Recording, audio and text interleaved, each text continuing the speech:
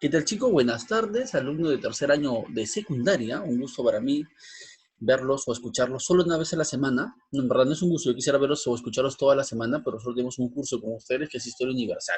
Y bueno, esta semana vamos a trabajar las revoluciones liberales, ¿sí?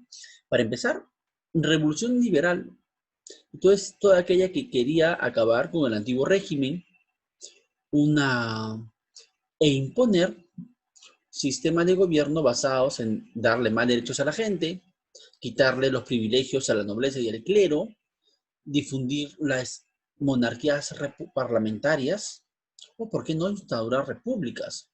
Todo eso seguramente te recuerda a los ideales y los objetivos de la Revolución Francesa.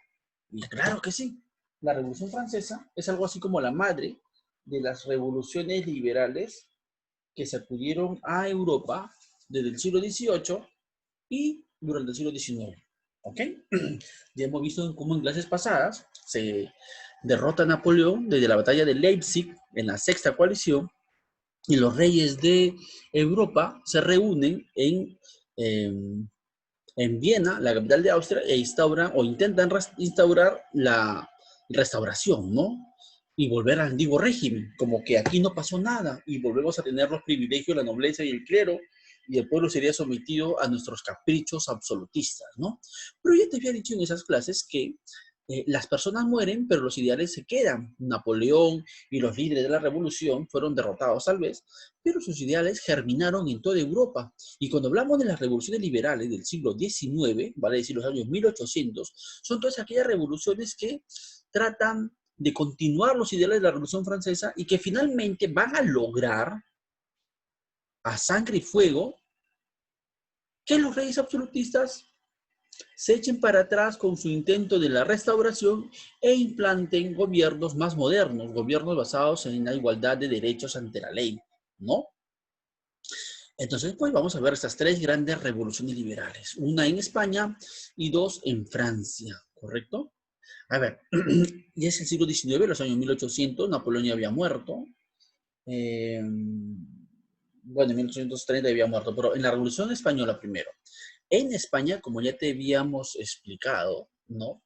Gobernaba Fernando VII, el rey Felón, el cual había tenido que, obligado por su padre, renunciar al trono de su patria en favor de Napoleón, el cual impone como rey de España a su hijo, a su hermano, ¿no? A José, a Pipino.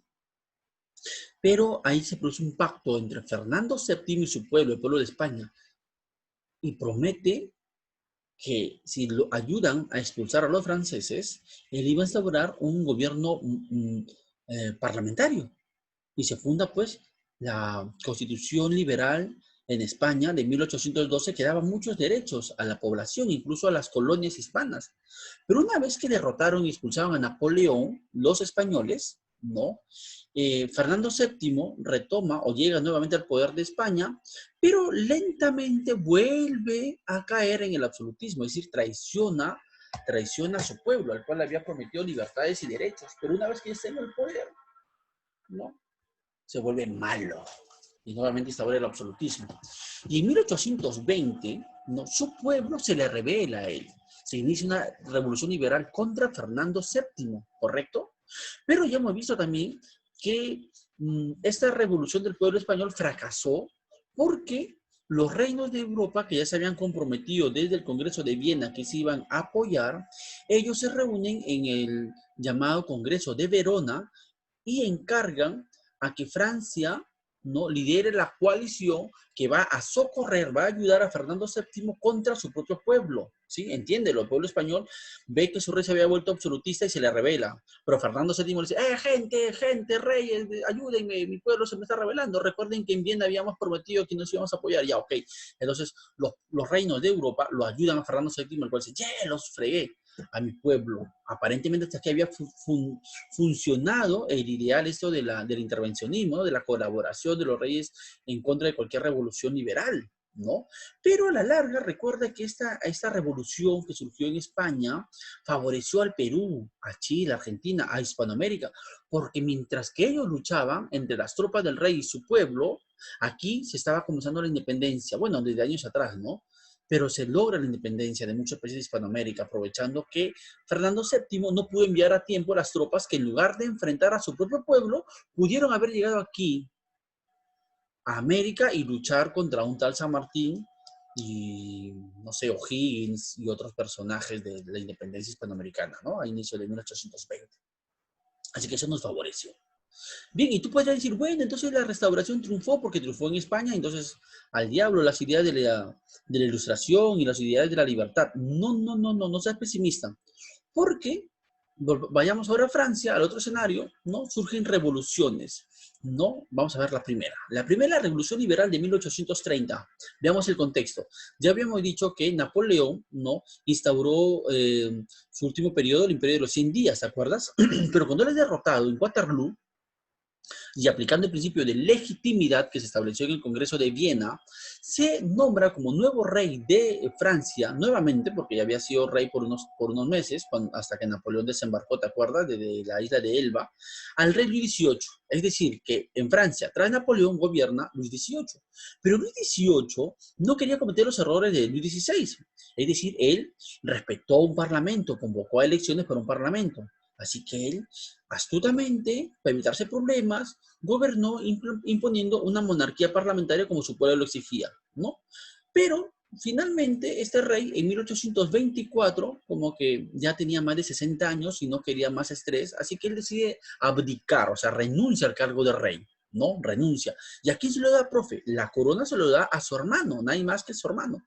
El hermano del 18 se llamaba Carlos X, ¿no? Carlos X en 1824. A los primeros años relativamente bien Carlos X, pero en 1830, ¡pum!, estalla una nueva revolución. ¿Por qué? Porque Carlos X comienza nuevamente a aplicar reformas criticadas, comienza a apoyar a la nobleza, comienza a limitar la libertad de expresión, ¿no?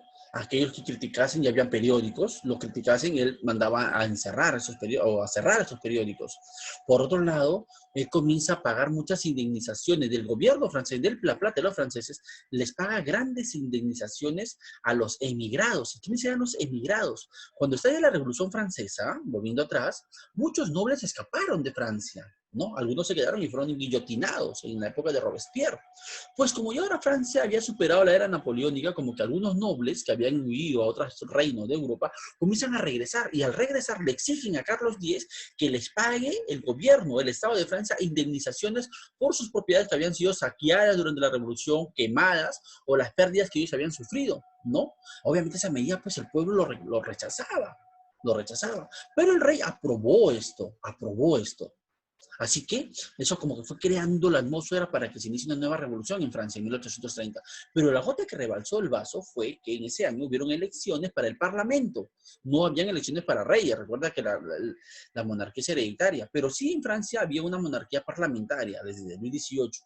Y los que ganan en estas elecciones son muchos opositores de Carlos X, mucha gente que buscaba mayores libertades y críticos de Carlos X. Así que Carlos X simplemente decide anular esas elecciones, las anula y convoca a nuevas elecciones, por lo que él quería es que en el Parlamento pues hayan gente, sus amigos, sus aliados.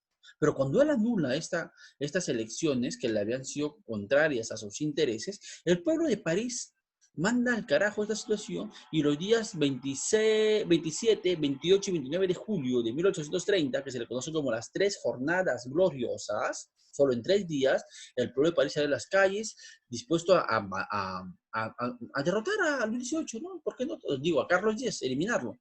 Así que Carlos X, no temiendo que nuevamente surja una gran revolución como la napoleónica, decide mejor irse, huye de Francia, huye de París, deja el reino, deja el trono, Carlos X. Y entonces tú preguntas, profe, ¿y ahora quién gobierna?